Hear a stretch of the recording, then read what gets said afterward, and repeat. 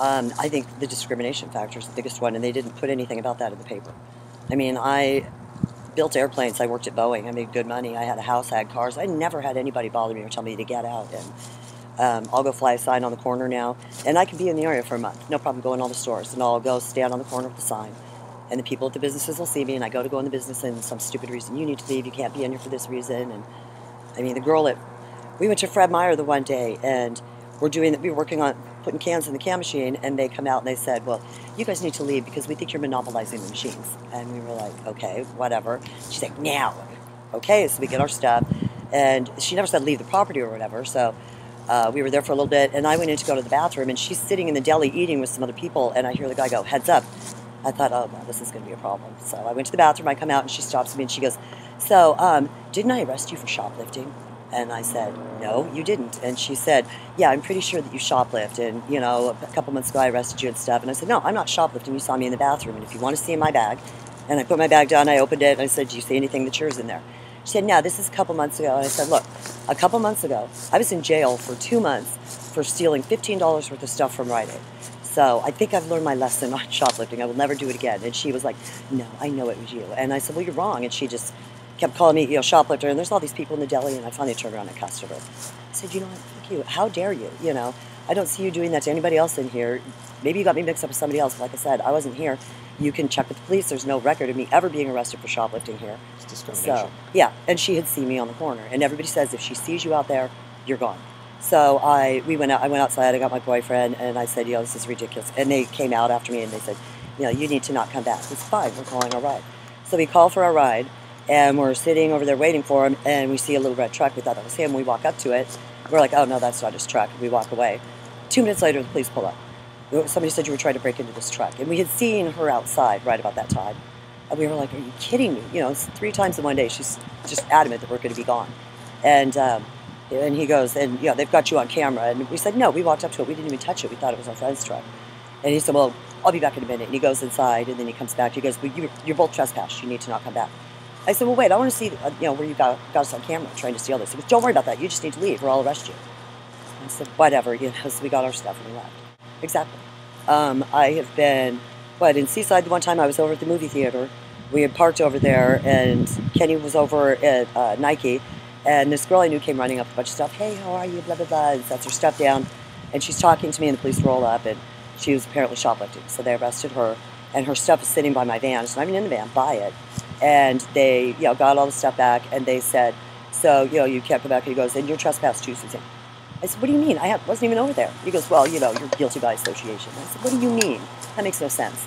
You know, I mean, that's all the time they'll stop us. You're not supposed to be here. We could just be walking through. You're trespassed.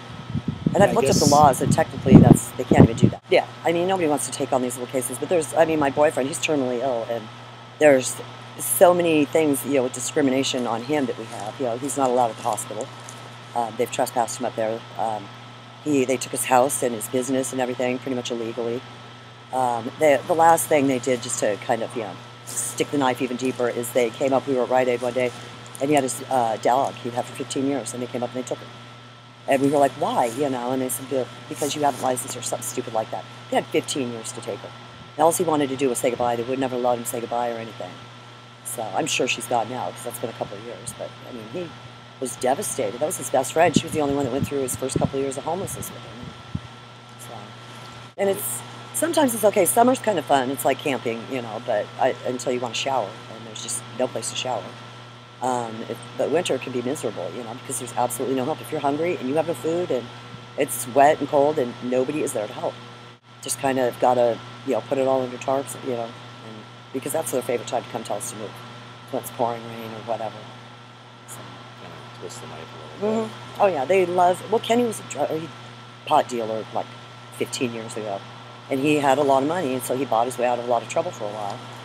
Okay, but then you guys came back and you took everything, so you kind of got what you got, you know, you both did, but they just want to keep coming in. They think they need to punish him forever. They punish me through him, or they think they'll hurt him by punishing me, because I'm 45 years old, never been arrested, never been to jail, and I'd say I've been arrested maybe 13, 14 times and been to jail like 10 times now for just the stupidest stuff in the world. I mean, stupid. They treat me like crap. I went to Seaside the other night and missed the bus.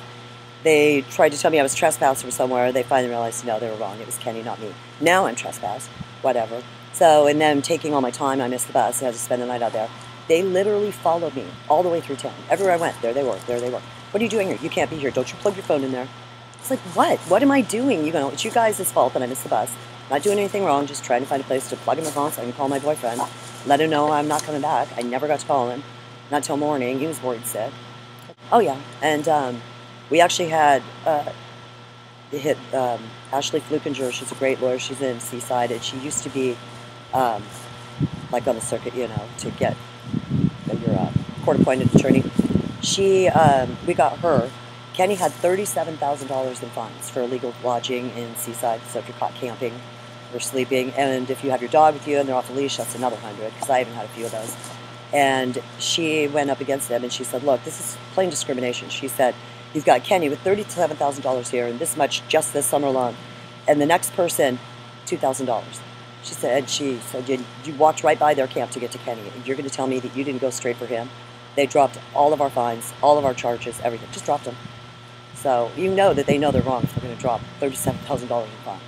Yeah. And, Yes. you know, her family is all through Seaside stuff, and it takes, you know, it's a big chance for her of, you know, people not liking her and stuff.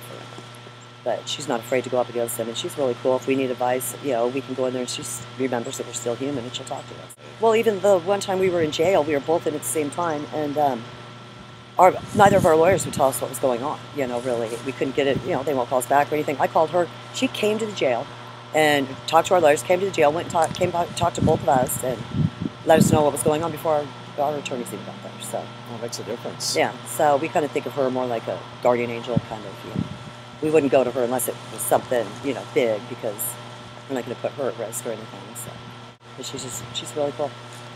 Not many people like that. There's a few around that, you know, we know that we could go to for help. The lady at Walmart, one of the supervisors told me first thing, you know, if you guys ever need, you come in, I'll feed you, you know, I'll get you dinner or whatever. She said, I might not have a lot, but I'll get what I can, you know. So, it just depends on where you're at. If they know we're here constantly, but they haven't really come out yet. They posted their signs and they went up there, but they haven't come all the way through. They said they were going to, so I don't know. We don't really have any place to go, so I guess we're just going to stick it out and see if they do.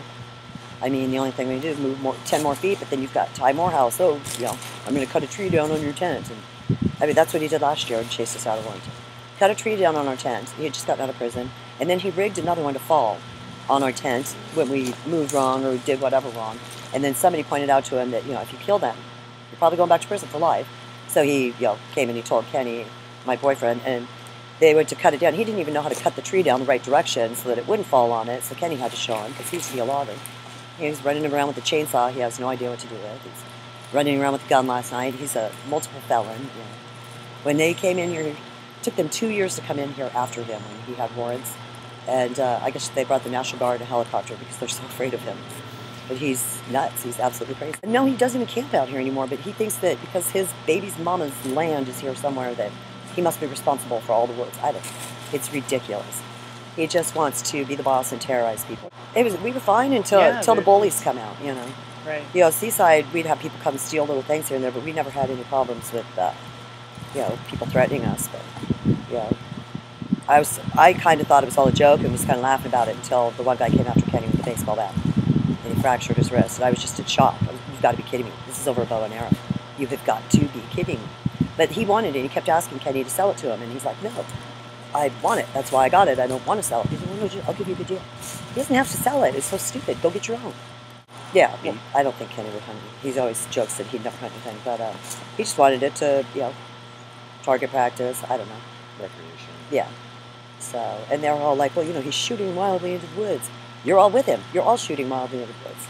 You know, nobody's shooting. They pick a tree and they're shooting at it, but there's like 3 or 4 of them, and then suddenly they all blame it on him. It's just stupid. I mean, the group up there at Goodwill, I guess, you know, they've been camping up there together for like 4 or 5 years off and on. So maybe we stepped on toes or something, but the police sent us there, and Richie was the only one there at the time, and he said, yeah, come on over here. And we weren't even there 2 weeks before they started taking our stuff, and we moved, so, yeah. And Kenny won't back down, you know, he's had enough. He's been through this for years. He's had a really hard life. His dad was murdered on the beach 20 years ago, just over 20 years ago. His uncle died here, and I mean, He's put up with a lot of discrimination being homeless. And he's terminally ill. He was supposed to be dead 10 years ago. Yeah. So he's so much on borrowed time, and he doesn't need anybody making it worse for him. When he gets too stressed, the Crohn's, he starts producing too much stomach acid, and it burns him. And then he keeps producing too much. It keeps burning and burning. And, you know, it used to be just every now and then there'd be a little bit of blood in there, but now he'll have, like, because he's got a colostomy bag, the whole thing will be full of blood. And I know, you know, I've seen him, you know, getting more and more pain, and I'm thinking, you know, I don't think it's going to be like a slow thing. I think it's going to be all of a sudden he's going to be really sick, really fast, and that's going to be it. Well, he was told 2 years ago he needed to have the rest of his intestines, the rest of everything out, and he won't do it. He's afraid he'll be eating out of a bag or something for the rest of his life. He just doesn't want to lose anymore. And the hard part for him is he's a man's man. You know, he logged, he fished. You know, he thinks he's an animal. He'll trudge through these bushes for days without a shower. He doesn't care. And it is the worst, most embarrassing thing in the world for him to have that. And it's harder than hell to carry medical supplies around out here. They stole our stuff about a month ago, and all his medical supplies were in there. And I said, look, whatever doesn't come back, I said, I don't care. Those medical supplies need to come back now, because without them, he could die. It took them 2 days to bring back. I said, you've got to be kidding me. In that amount of time, he could have been dead. And they think that, you know, they're so funny, we'll give them a little scare, but just, you know, don't mess with that. You know, and Kenny even told me, the one guy, he said, I know he stole their stuff, and, you know, don't take anything from him, but if you get mad, you do. He said, don't touch his diabetic supplies. So we would never do something like that. So, yeah, and those bags are horrible. They don't stick very well. They'll fall off anywhere, everywhere. We were standing outside McDonald's one night a couple years ago, and he's got like 4 people around him. They're all talking, and the bag just fell off, hit the ground, and shit splattered all over everybody. It was kind of funny, but it was bad. So everybody screamed, and oh my God, and they're running. But the only blessing, I guess, in it is he digests so fast that it doesn't smell. There's nothing to it, you know. I mean, everything he eats is like digested through in 15 minutes. So it's not like it's like ours. It's, you know, nobody wants to be around you because it smells so bad. He's supposed to eat 3 times more than we are to get the proper nutrients. He won't even eat until I eat. And there's, you know, we've always been able to get food. We've always, yeah, we've never starved or anything, but still, he doesn't eat nearly enough. He was bigger than me when I met him. He's probably just about my size now. Yeah. He's, you know, you can think, well, if I go to jail, I eat better there and I'll put on weight. Which he's probably going to go back, because the judge told us we've got 5 old campsites that we have had every intention of coming back and cleaning, but we get moved so fast and shoved out of town, we've never gotten a chance, you know. And she said they all need to be cleaned up. She gave them until the 26th. And we haven't gotten near it yet, because, yeah, I mean, and we didn't want to leave it, you know, because there's just a lot of garbage we couldn't take, you know.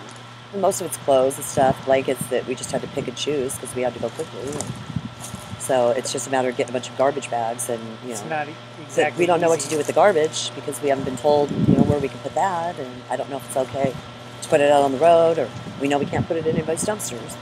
Right. So they've already told us that, which is stupid, you know. There's no place for us to put our garbage, so it piles up out here. I try to take it out a bag at a time and sneak it into places, but they'll see me and yell at me, and, you know, I've got to take a bigger bag than, you know, this, because, I don't know. Or if I take a bigger bag than this, they'll know, so that's about all I can take out each day. Yeah. There's no reason why they can't put a dumpster somewhere. That's what Kenny wants. You know, he's like, you know, we all shop together. But one person shop this week and, you know, do meals, and this person shop that week, but nobody, they're all happy.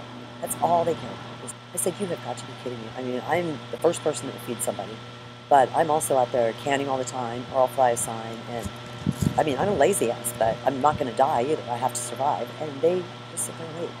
Yeah, and he's been out of money at the end of the month and digging through the garbage cans and stuff, and we were helping him some too at the end of the month, and I said, I can't help you if you're helping them. Somebody keeps stealing all my clothes. I've given up. I don't know where they go. I don't know who takes them, but it's just ridiculous, you know. I've got pretty resourceful. I know where to find clothes now, but I don't know. I've learned what we do and don't need to survive in life, and I have 2 backpacks and a bag of clothes. Kenny's got a bunch of crap he thinks he needs to drag around, but I guess I probably need the cook stove and all that, but I mean, we've got a little tiny one, and I don't need much. I know that. So, oh, they want us out of here, but we can't leave. I mean, Kenny's got another drug charge coming in, so I'm sure he'll be on probation again. He just got off of probation, and we were just going to leave. Well, his PO knew when he was on probation last time. She knew exactly where he was because he was on day reporting, and she told him, if you need to be somewhere, she said, you go camp on the woods right across the street, and then they know where you are. Yeah. I mean, we were right there. And the sheriffs came up, though, and they made us move, and he was like, well, my PO told me to be here, and they said, I don't care, move. So we just moved a little bit, but it's just a game to them, it feels like. But I Oh, heard, okay, like, here's the worst one. I actually sat down and cried after this the other night when they realized I wasn't trespassing Pine Cove. And then he's like, well, now you are. And I said, okay. And I was standing on the church property in Seaside, and he was talking to me, and he said, well, you probably should leave here now before you get trespassed here, too. And I said, well, why would I get trespassed here? And he said, because you have no business being here. And I said, really? So you're telling me now that I'm not good enough for church? I said, do you want me to call Jesus and tell him that? And he just, well, no, that's not what I meant. And I said, no, I know exactly what you meant. And I said, I just turned around and walked away. So I just cried. I was like, they think that I am so much something that I'm not. And I try to tell them, that's not me. They've got me for shoplifting a hanger because they were so sure that I shoplifted something. I took a hanger because I needed some stuff that's a couple hangers to dry some of my clothes on. No, you took some clothes with that. They never found any clothes. And this was in Portland, and I spent 3 weeks in jail for it and had to plead guilty to stealing a hanger because I had a warrant here for missing court for something just as stupid. It's like, really? A hanger? And, I spent 3 weeks in jail there and then another, 2 weeks here, or another week here or something. So a month in jail for a hanger. I've never seen anything so stupid in my life. And try to tell them, no, and no, we don't believe you. Why? We are less than human. We are not even good enough for the garbage anymore. I'm just shocked. I don't know. I've never been treated like that. And I know if I got out of a car or walked out of the house, they would never treat me like that. So you must own a structure or something. It's just so stupid. Last I know, when they were cleaning us out, they were moving people in Astoria, and there was another camp over by Fred Meyer. But I guess they stopped bugging them in Astoria. They were going to let them stay or something. Because there was a bunch of people up there, and it was just one person that was stealing bikes. So they kind of booted him. And yeah, we have the same problem out here. That's how it all started with one person that was stealing from Kenny, and he steals all the bikes, everything. Then one other person saw, oh, it's really easy to steal from him, so they stole from him, and it just kept going. They take advantage. Kenny got attacked 4 years ago. Some guys hit him in the head with hammers in Seaside for $20, and Kenny walked around for 4 hours with his brains hanging on his head before he finally decided to go to the hospital. And his sister said, she said he's the same, but his short-term memory's gone. Totally gone. I mean, he will have something, set it down, doesn't know where to put it. So they figured that out, so they watch. And they'll wait for him to set his wallet down, and boom, it's gone. They'll wait for him to put anything down, and they take it and they're gone, because it takes him a little bit, and he's like, wait, where'd I put it? And then we spend all day looking for it and realize, oh, somebody got it. And these are the people, he hopes and trusts are his friends, and if, the ones he kind of judges as friends are the ones that come and say, look, you dropped this. And of all people, Ryan, the one that went to jail for every time Kenny dropped something, look, Kenny, you dropped this, So he was the most honest out of all of them. We thought it was kind of humorous. Well, when I came out, I didn't even know how to build a fire. I can build a fire in the rain now, and we actually didn't even ever have one last winter. We figured out, ways to keep warm without it, because they'll come and fine you for that, too. So my family seems to think that, I don't even know what they think. I'm not quite sure. Keep asking my daughter, what have I done? I know I'm bipolar, and I know I was all my life, and a lot of tantrums and screaming, and I never really understood myself what was wrong, and I know it was hard on them, and then when I got divorced, it just kind of came full circle over. It just kind of was really bad, but now I'm on medication and it stays fine, but I don't know if maybe my mom was just tired of dealing with it or something. For some reason, though, she thinks I'm going to steal everything she owns. Her neighbor convinced her that I'm on drugs, and steal everything, and that's that, so that's why I can't get out. It's just the stupidest thing in the world. And my mom she's one of those people, she likes to play the victim, so. But, I keep telling her, I've talked to her a couple times, and I'm like, Mom, it's been, 4 years. You're 76, 77 years old, you're going to die, and we're never going to squash this over something stupid, because, your neighbor was wrong. At that time, I hadn't done drugs. Yeah, I've done them since then, because sometimes it's the only thing you can do to survive out here, to pull yourself out of that depression, and kind of escape the reality of, you just cannot figure out how the hell you got here. Well, that and my ex, he pulled the rug out from underneath my feet. I found out on a Wednesday he was cheating. On Friday, he packed his bags and left, and he took everything that was worth anything. He took the cars, locked me out of the accounts. I thought we were going to work on things, but no, and I never saw him again. Even in court, he wouldn't even come to court. And I never got that closure, never got anything. So that was part of, I think my family's pulling ways. I completely broke down for 2 years, And then, now I'm like, God, I'm waiting to open up the paper and find out he got ran over by a truck, because I could care less if he lives or dies, But it takes a long time to get there. And it makes me sick, because he knew what he did to me. He left me with absolutely nothing. I lost everything that I did have left. But we only owed We had a $40,000 car. We owed $4,000 on it, and he had it repossessed just because I had it, just to make sure that I couldn't have it. Sounds bad. And yeah, and I mean, it wasn't the person that I married. He was never like that, not until like the last couple months. And kept trying to tell his family, like, something's going on, you know. I don't know if it's a midlife crisis or what, but this isn't him, you know.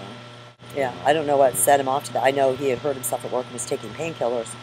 And a couple of people said, well, they can change you. But I had taken them for a long time for my back, too. And nobody ever told me I changed into somebody else, but I guess somebody's different. So he just got, I don't know. I guess I'll never know. It'll drive me crazy, I guess. I don't know. I guess that everything happens for a reason. Well, Kenny had an idea that I think it'd be a great idea. Why can't they just give us a little piece of land, you know, a couple acres?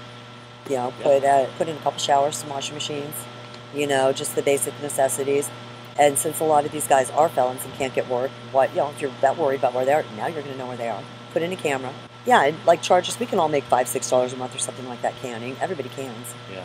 But yeah, everybody keeps telling me to go talk to her because my purse got stolen like 2 years ago, so I have no ID, no social security card, and his finally got stolen, and he actually carried his around in pieces for years and didn't lose it, so we were surprised when we finally lost it because he loses everything else. Like how he held out to that, I don't know. He just lost both of our food cards, so I got to go find those. So I'm also trying to figure out, my dog needs her shots, and I've had the money twice, and people have stolen it, and you know, her fur is falling out. I think it's all the stress of all this. I mean, she was terrorized last night when he jumped into our tent with that gun. I was holding her, and she was shaking so bad. And I know she wants to protect us, but I know he would have shot her too. And she's not a big dog, and she can't do much. But I think that, you know, all the stress of all that and the yelling and stuff is just scaring her to death. She doesn't deserve that. So, but I need to see what's going on with her fur, and I want her shots. I'm scared to death she's going to get sick. And we got her so she would be our early morning system. And when they first started coming, you know, we'd shush her, and then they'd take our stuff, and we're like, well, shoot. She was barking, so then we stopped shushing her and telling her, oh, no, you're a good girl. You know, anything that comes around now, she barks. She lets us know they're there. But I have walked through here at night, because I go candy at night, and I do this all through by myself. I've never really been scared until last month, and that's more from the people. Across the way, when Kenny was exploring back there for campsites, he said he came across a pile of deer carcasses, and he thinks somebody's been poaching back in there. And, yeah. Well, thank you. I mean, it's nice that, you know, people take an interest in, remember we're human, and I keep telling people, you know, you have no idea how close you are. You're just one paycheck away from, you know, being right here with us. That's I firmly almost believe that I think everybody should almost, you know, maybe at 18 years old, be kicked out, you know, figure it out, do it for a month on your own, and see if you can do it before you come and judge me.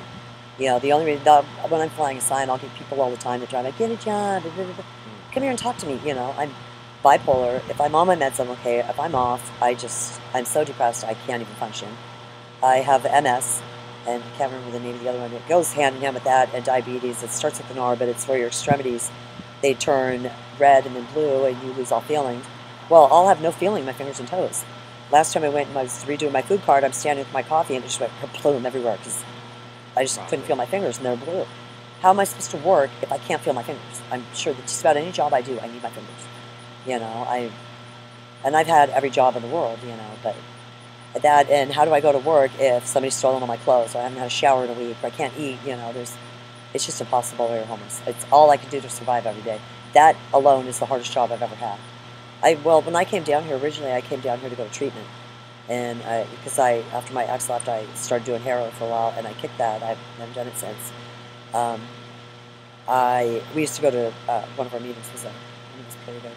So, yeah, of all things, I came down here. I put myself there, and then I was fighting it, and I was like, I'm not going to get clean. And then I'm like, wait a minute, what the hell am I doing? And I kind of, you know, paid attention and used their tools. And the only problem is once I met him, and you know, for some reason, meth works for him for his pain. They've never had to do anything for my pain. It actually intensifies it, but that's, you know, I'll do that every now and then. But I absolutely will not get back near the heroin because I know it takes a second to get pulled back in. I mean, and it's horrible. I mean, nobody should have to lay around being sick like that all the time. So, yeah, there's a lot more people doing meth than I thought. A lot of these people that are in houses that are looking down on everybody are doing it. You know, I think the only reason I really do it is, and I try to stay away from it. I don't want to do it all the time because my daughter's having a baby, and I don't want to be that way. But I get so depressed if I don't have my meds. I'm so depressed that, I mean, I go from, you know, sad to suicidal in 2 seconds. And I don't realize when I get there half the time. But that'll jerk me right back out of it. You cannot be depressed if you're on that. It will jerk you back into, hello, I'm happy and fine, you know. And that's the only thing I know of that can do that. My meds can't even do it that fast. And I've had them stolen, I've lost, you know, they've gotten lost. Every single time I go to refill my prescription, there's always a problem with my insurance. There's always a problem with this. And then if I'm off them for 3 days, then it's like, oh, I'll get them, and I never get back to it. I know I need them, but I still can't quite get back to getting them, you know. Yeah, well, I've noticed that they were working great for me for a long time, and I've tried everything, and it's the only thing that's ever worked. And now every time I have to stop and start, it seems like they don't work quite as well every time. And I'm scared to death that they're just not going to work again, and I'll have nothing again. You know? I think when I was younger, I think we did something like it. We did MDA or something like that. Or maybe that was ecstasy, I don't know, but... Well, you described, you know, the feeling you get. Yeah. That was the same description it can pull you out of that dark hole. Yeah, it changes your outlook immediately. And I mean, they've put me on antipsychotics and stuff like that before. And that stuff, I mean, I'll sleep for days and days. It doesn't do anything for me. It puts me deeper into that dark hole. Right. So, and nobody wants to be at that point. I mean, you get to a point where you can have people all around you telling you you're fine and they love you and you just don't hear it anymore. Right. So, it takes, I don't know. I've actually, after my ex left, I tried to kill myself a few times and wasn't very good at it apparently because I took a whole bottle of lithium, and when I woke up, the doctor actually stood there shaking his head. He's like, I can't tell you how you're still alive. He goes, you know, when they got you here, it's too late to plug your stomach. You processed all of those. And he said, the last person that I saw take half that amount, he said, she'll be in a home for the rest of her life. And he was just like, you know, you're meant to be here for some reason. And then when I came down here and I met Kenny, and he was, you know, just lonely and sick and needed help, and I thought, well, I think this is it. I think this is why I'm still here. And it didn't start out that way. I just didn't have any place to go. And I met him like my first night on the streets, and he said, look, you can stay with me. He said, I promise I won't hurt you. I'll make sure you eat. I'll make sure you're warm. You know, you have your own tent and everything. Yeah, I mean, it wasn't long before we got together, but he was true to his word, you know. Right. He's one of the only guys I know that will not, you know, he thinks it's just disgusting to give these girls the dope and make them sleep with them and stuff like that for the dope. Yeah. Somebody unwilling, you know, really didn't want to do it. They just want to get high, and now they have to suffer through your sex. No. So, I've known most of these girls have done that. And just about all of them that I know of have done it. I never have. I never will. I don't see it. It's not that important to me. I will sit there and suffer without dope. I don't care. Just will not do it. And most of them I know have a bunch of kids in foster care. Right. I think just about every one of them. I did drugs when I was a teenager. I did my share, and then when I was 19, I quit everything because I wanted to help the kids. I always wanted a family. I could only have one, and thank God I had her. She's a great kid. She's actually pregnant right now. She's due any day. I don't think I'm going to get there because I don't have any money, which devastates me. Yeah, I raised a great kid. I was a soccer mom. I didn't do all that. I didn't the whole time. And now, once I went to treatment, I found out I basically had 20-something years of sobriety, you know, but I never knew that I was an addict. So, and I didn't do anything until my ex left, and she was already out of the house by then. So, in some ways, I like to think it didn't affect her as much. Maybe it would have hurt her more as a kid, but I don't know. I think it's just as bad because she can see it now too, and she wants her mom. Right. So, I don't know. Yeah. So, and she, you know, the suicide stuff, she doesn't understand. She's like, well, what about me? Did you care about me? And it's like, at that point, no. When you get that low, you don't care about anybody. There's nobody left, you know. She was out of state, you know, she's Mormon, and she was staying with some people in Utah and everything. And I didn't even call her. I didn't tell her. I didn't want her to know, you know. But she blames herself somehow, but she didn't drive up here and save me. And so it didn't have anything to do with you, you know. Really, because the guy, all they had was a guy saying, well, we saw a lot of solutions, the guy from Helping Hands. Well, your solution ain't working because you have people 4 nights a week in, and you kick these women out for 3 nights a week to roam the streets. And I was talking to my daughter like my 3rd night, or this is the 2nd or 3rd night out. I think I met Kenny the 3rd night out, and I hadn't slept. I was just delirious. I was like, I just can't do it. I think I'm going to kill myself. You know, she's like, you're fine, Mom, you're fine. You know, just go find someplace to sleep where there's nobody around, and you know, and I mean, it was just ridiculous. I was like, who throws a woman out on the streets like that? You know. Right. Why can't they stay? There's not that many people there, you know. But, like, there is a lot more people, and I told them that in the interview. Was something with Walmart. I don't know, maybe people follow Walmarts, but there's probably 20 or 30 more homeless people. I see them all the time. There's a group of them behind the Ford dealership, and Kenny says he keeps stumbling on little camps in there, and there's all kinds of people out flying a sign that I've never seen before. I was the only one on that corner for 2 years. and the only one canning for 2 years out here. And as soon as it went up to 10 cents, all of a sudden there's 30 people canning. There's piles of garbage everywhere, and they all turn around and look at me like it was me that did it. I Right. said, you guys know I've been out here for a long time doing this. Nobody ever said a word. There was never any mess. Suddenly it's my fault. And people want it. They think for some reason if you're homeless that you are a thief, and you are a drug addict, and you are evil. And I Everybody's don't. got a different story. Yeah, I am not. They're no better. Half those people. Just because you live in a house doesn't mean you haven't stolen from your neighbor and that you're not doing drugs. And some people are. There's the few that can function and do the drugs and still hold onto a job. And Yeah. how they do that, I don't know, because that's a hard thing to do. But yeah, I know. I've known too many people through the years that are no better just because they have a house. It's just different circumstances. Exactly. That's all it is. But I was really surprised in the last couple of years. As y'all be with somebody and they're, I'm going to get my drugs and blah blah blah, and they'll walk up to this house and that house and that house. I'm like, are you kidding me? It's like every other house. They are all doing it. It's not just a couple of people. Everybody is doing it. So it's the nice houses, the ritzy houses. Everybody is doing it. Well, and a lot of them are weekenders, because Yeah. meth isn't as addictive. It took a long time before it started, getting to where it had a pull on us, because it does after a long time. You get more of it's not like heroin, but you really, you just get, I don't know, maybe it's all in your mind that you start Maybe feeling you that way. habituated to it a little bit. Yeah, but I even knew with heroin that a lot of it was in my mind, and that made it easier to kick. Yeah, it makes them use a part of their brain they don't normally use, I think. Right. I'm Armenian, and I didn't know a lot about the Armenian genocide and stuff like that. And Kenny sat me down one night. He'd been up for like 3 days, and he told me the whole story. Wow. And then the next day I said something about it, and I said, how'd you know all that? And he's like, know all what? And I said about the Armenians and the genocide. He goes, I don't know. He goes, just sometimes I know that stuff. He goes, I guess I must have read it or something. And basically said, your great-grandpa snuck his family over here one by one because they were killing them all, And then through the years looking into it more, it was, complete genocide. They killed almost all of them. So I feel lucky to be here, but I didn't ever really know much about it, and how they did it.